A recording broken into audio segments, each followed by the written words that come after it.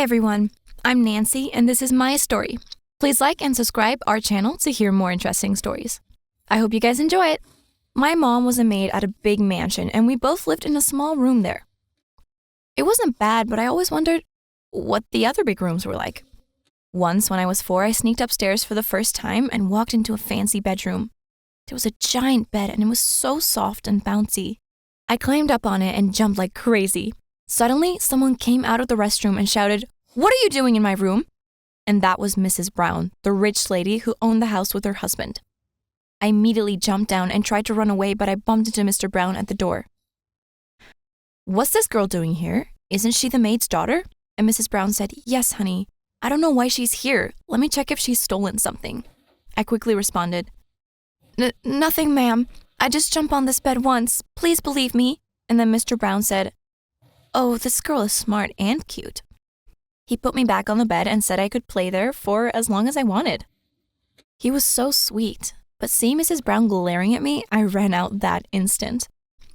A few days later, we heard Mrs. Brown was pregnant, and soon, little Dolly was born.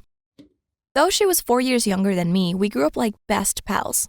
And when it was Dolly's time for school, she insisted that I leave my public school and join hers instead. And Mr. Brown happily agreed. I was super nervous about the new school, but my classmates were cool and I made friends quickly. I was doing really well in my lessons too, but sadly, Dolly got all Fs in her exams. From that day on, I started helping Dolly with her homework. Soon, I realized something. Though she wasn't reading or writing at a normal pace like other kids, I tried speaking to Mr. Brown, but his wife would never let me near him. So when Dolly got bad grades again, I went with her to get a report card signed by her parents. Mr. Brown looked a bit upset, but her mom wasn't bothered at all. "Come on, honey, she has years to learn. Relax." But I said, "Ma'am, I think Dolly has some difficulty in learning." She said back to me, "Don't bluff. Because you got all A's, you're not some teacher. My daughter is perfectly." She even tried to prove it. A few days later at Mr. Brown's birthday party, Mrs. Brown announced that Dolly was going to read out a poem for her dad. Oh, poor girl. She was stuttering at the very first line and everybody was staring at her. I couldn't see my best friend breaking down. I walked up to her and took the mic from her. I think Dolly is very nervous today. Come on, let's just read it together." And Dolly whispered, "I love you." But this incident got Mr. Brown's attention and he came to school the next day to talk to her teachers, who told him Dolly had dyslexia. And that's when Mr. Brown arranged for a special tutor for Dolly. And I continued helping her with her homework and test prep too.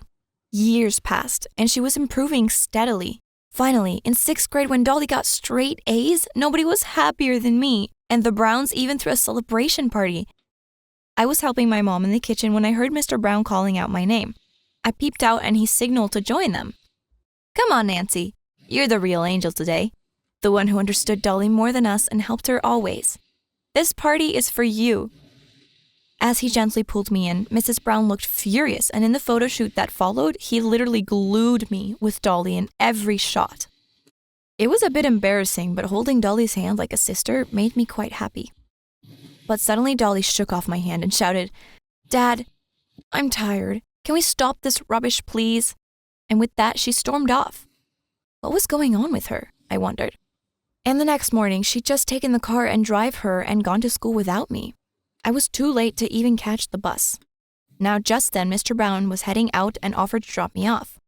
During recess, I found Dolly in the cafeteria. I walked up to her and took her hand. "Hey, why'd you leave me this morning?" But she said, "Get your filthy hands off me." What did she just say? The whole cafeteria turned towards us and Dolly looked raging mad. "Why did my dad drop you at school today?" she asked, and I answered, "Because you left me behind, Dolly." But she ordered me to call her Miss Dolly. And I said, "I'm so disappointed in you." Then I pushed her back to her seat, but she missed and fell on the floor. I tried to pick her up, but she dragged me down and pulled my hair. We were wrestling on the floor with all the kids cheering around us when some teachers pulled us apart and gave us both a month's detention. I was so angry, I just stopped talking to her. Why had she become Mrs. Junior Dolly? I wondered. Suddenly, soon after, Dolly's uncle came from Canada to visit the family, and she turned happy immediately because he was her favorite. One evening, I was sitting in the kitchen doing my homework when he came in and he seemed really impressed by the math problems I just worked on. "Well, clearly you're a very bright kid, but do you ever have fun too, or are you always studying?" I said, "Oh no, I love to sing and dance." He said, "You sing? That's awesome. Let's hear something." Then he led me to the main hall and started playing a song on the piano, and I sang along. Mr. Brown was very amused, but just then I caught sight of Mrs. Brown and Dolly's faces. They looked like furious dragon sisters. Later that night, Mom told me Dolly wanted to see me in her room. What did she want? Reluctantly, I knocked and went in, and she started throwing stuff at my face. Our matching headbands, friendship bracelets, birthday gifts, everything. She screamed, "Take all this trash, you devil! Why are you always taking over my life? First, you got close to my dad. Now my uncle, too." I swore I never wanted her life, but she just pushed me against the wall angrily, and that's when I saw a picture of me and her behind the door, with dart pins stuck to my face. I yelled, "You did this? You've become a freaking psycho." But she said back, "Mind your words, maid. You're talking to the princess of this house." Whatever. I pushed her away and left the room. I was super upset by everything. Mr. Brown's brother was leaving the next day, and he said something that left me shocked. Turning out he was a teacher in a Canadian private school for gifted kids. After knowing about my grades, he said he could have me study there on full scholarship and make living arrangements for me and Mom. It sounded amazing. I jumped and hugged Mom, who looked at the Mr. Browns for approval. "Oh, wow. This is an excellent opportunity for your future, Nancy. You have to go for it," he said. But suddenly, Mrs. Brown went ballistic. "No, she can't. She won't. How dare your brother just show up and steal my maids? He has no business doing that. We are already sending Nancy to a great school and giving her a good life. They are not leaving, and that's final. Not another word about it." Dolly's uncle looked uncomfortable and quickly left, and I felt furious. Before I could stop myself, I shouted, "You've never liked me, Mrs. Brown. And now you've made it clear that you don't want anything good to happen to me. I'm gonna leave someday for sure, and you won't be able to stop me."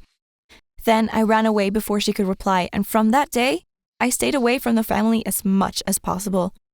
Soon, it was Christmas, and I woke up that morning to see a beautiful dress on my bed. Mom said Mr. Brown had sent it for me and requested me to join their party later. I didn't have the heart to refuse him, so I dressed up and went down that evening and bumped straight into Dolly, who was wearing the exact same dress. "Oh, how lovely! You both look like sisters. That's why I bought them. How do you like the surprise, girls?" I smiled uncomfortably and looked at Dolly. She was clenching her jaw like the surprise is the worst thing. She said, "I don't want to look anything like this poor loser." Suddenly, she took a pair of scissors, marched towards me, and started cutting my dress right in front of everyone. Mr. Brown stepped forward, but Mrs. Brown got to Dolly first and snatched the scissors from her. "Have you completely lost your mind, Dolly? You could have hurt her." But Dolly screamed, "Oh, now you're on her side too, Mom? Of course you are. I'm not surprised. I hate you all." And with that, she stormed off to her room. What was freaking wrong with her? She'd ruined the party for everyone.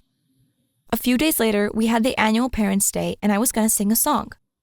Right in the middle of my performance, the sound system got messed up and my mix stopped working.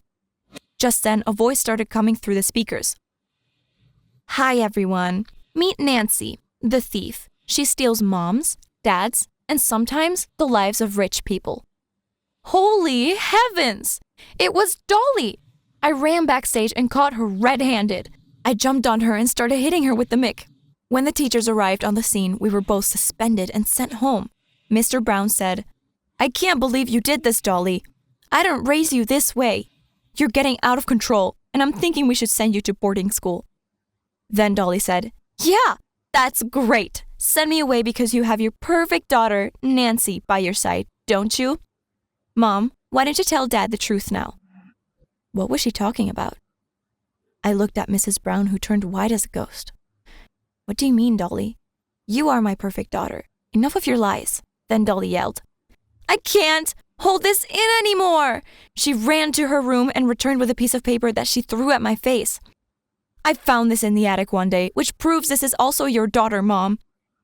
Everyone looked as shocked as I felt. The paper was my birth certificate. And Mrs. Brown's name was there as my mother. Stunned, I looked at Mom, who then told everyone that Mrs. Brown had gotten pregnant with me before her marriage and had to hide it and marry Mr. Brown. She'd given me to my mom to be raised in front of her eyes. I'm Mrs. Brown's daughter. I can't believe this. Then Mr. Brown said, "So my whole marriage is based on a lie. You kept something so big from me all this time. I can't even look at both of you." Then he walked out of the room and Mrs. Brown burst into tears. "I'm sorry I hid this from you, Nancy, but it wasn't my secret. But now you know everything and you're one of the Browns family. You can choose to be with them," my mom said, but I said back, "I'm not crazy to leave a true loving mom for someone who was ashamed to have me and hates me till now." Then Mrs. Brown said, "Nancy, I don't hate you. I just pretended to be mean so that nobody would see how much I actually love you. I only tried keeping you away from the family so my husband wouldn't sense things and discover the truth. I didn't let you go to Canada because I couldn't bear for you to be away from me. I'm so sorry." She tried to hold my hand, but I took Mom's hand and walked out of that house. Forever. Mom got another job as a maid and I joined the public school. And I tried to put the Browns family out of my mind. Until one day, I got an unexpected visitor, Dolly. She said, "Now, I'm tired of getting hated, and I'm tired of hating you, sis." She started crying. "I'm so sorry, Nancy. I just got so jealous when Dad was always so proud of you, and I got more insecure when I found out that you're Mom's real daughter. But the truth is, I've always loved you as a friend, and isn't it amazing that we're actually sisters? Please try and forgive me. I know I've behaved terribly, but please come back." She was like my little sister, always, and my heart melted a bit. I said, "Dolly, I forgive you, but I can't come back. Mr. Brown probably hates me now, and I don't know how I feel about Mrs. Brown." Just then, Mr. Brown appeared from behind the door and took my hand. "Of course I don't hate you. It was a huge shock at first, but I've forgiven my wife. I understand she only did everything out of love for you. She misses you terribly. Please give her a chance." I looked back at Mom, who nodded at me and smiled, then I said, "Fine. I will."